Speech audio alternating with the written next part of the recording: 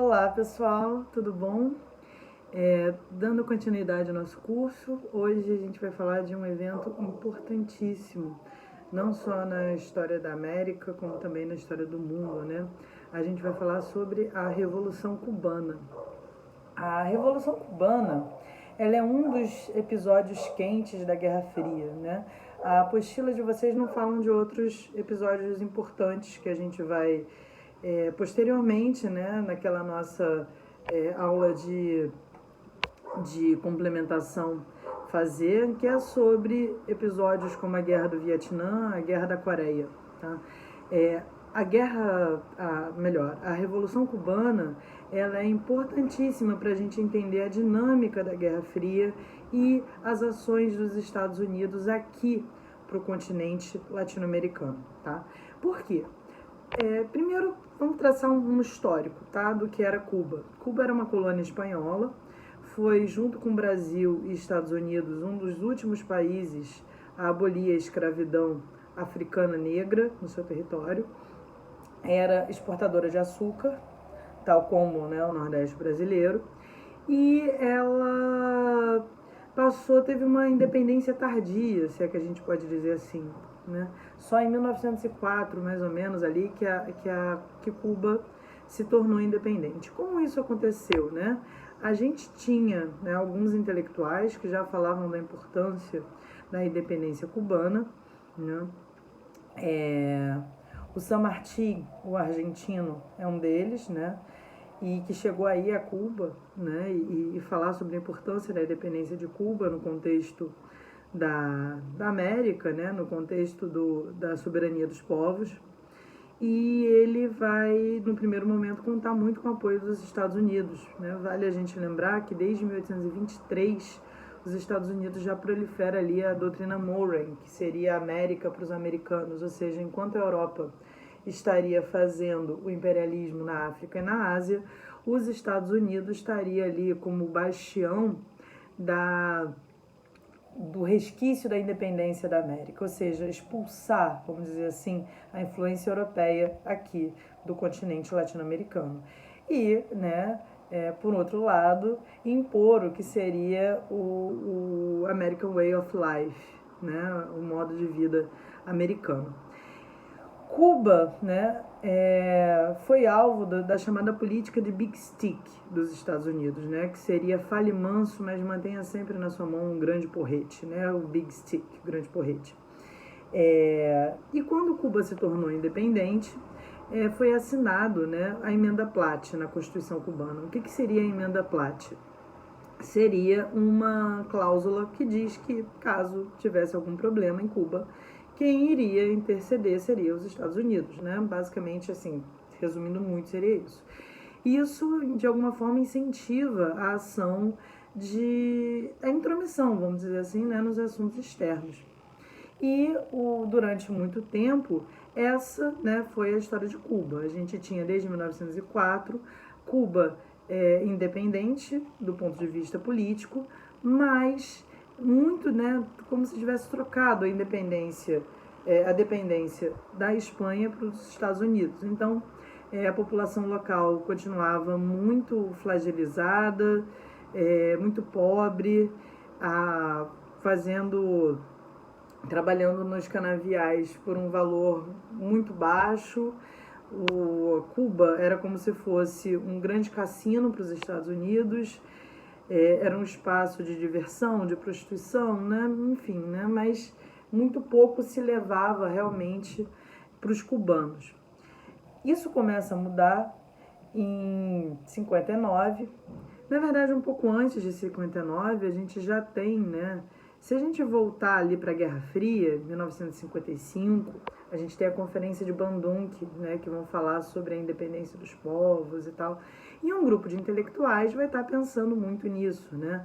A gente tem ali o Fidel Castro, o Raul Castro e outros, né, sendo universitários da classe média, que vão estar olhando o governo de Fulgêncio Batista, que era esse governo ali muito atrelado aos Estados Unidos, com um olhar de dependência, né? A gente já tinha tido várias colocações que falava sobre a necessidade da emancipação, né, dos povos e tudo mais.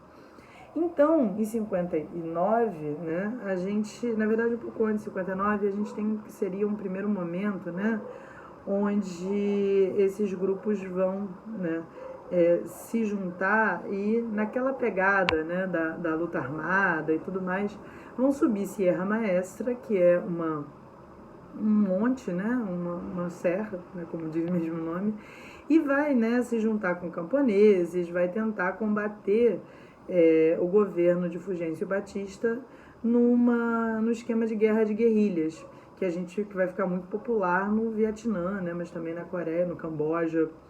E esses, né, estudantes, a princípio, né, a vanguarda revolucionária, eles não eram comunistas, tá?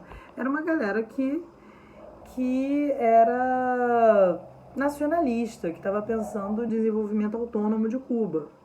E eles acabam que conseguem expulsar o Fulgêncio Batista e conseguiram expulsar o Fulgêncio Batista e se estabeleceram no poder com Che Guevara e tudo mais, né?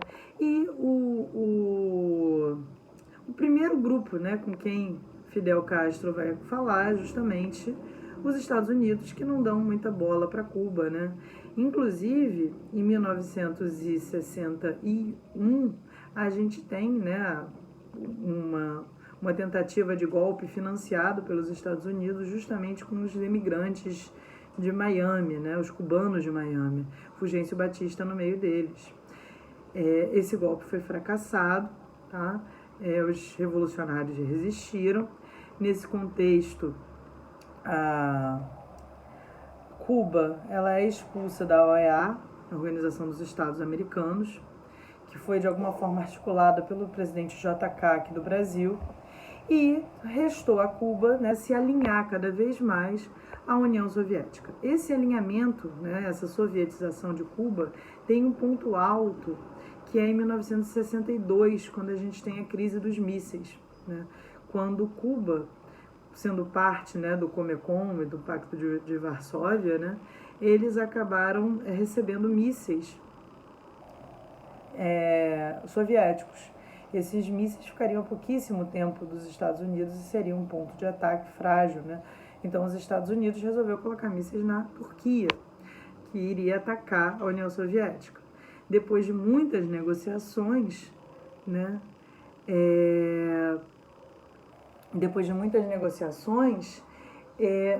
os Estados Unidos resolveram colocar pesados embargos em Cuba, mas resolveram também, né, que não iriam mais fazer incursões militares ao país. A base de Guantánamo se preservou até hoje, muito se discute, né, com relação aos direitos humanos e todas as convenções internacionais, quais são as ações dos Estados Unidos com os prisioneiros de Guantánamo, e Cuba acaba se tornando ali um foco revolucionário da América Latina e vai acabar fazendo com que os Estados Unidos se coloquem com muita atenção, né?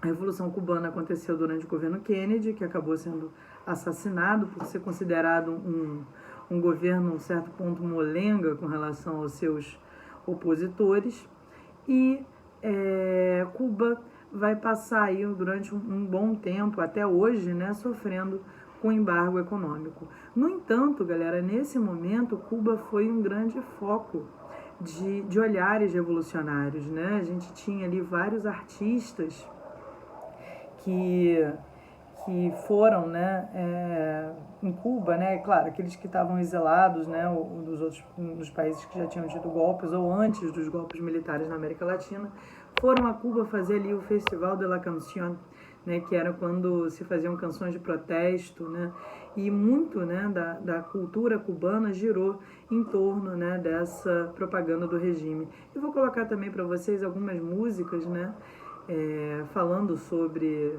da Revolução Cubana e tudo mais, e, né, falar um pouco também, é importante, como Cuba ela incentivou, né, grupos guerrilheiros em outros lugares da América Latina na luta, né, contra a ditadura militar, né? Então os Tupamaros, no Uruguai, o Sendero Luminoso, o Araguaia, aqui no Brasil.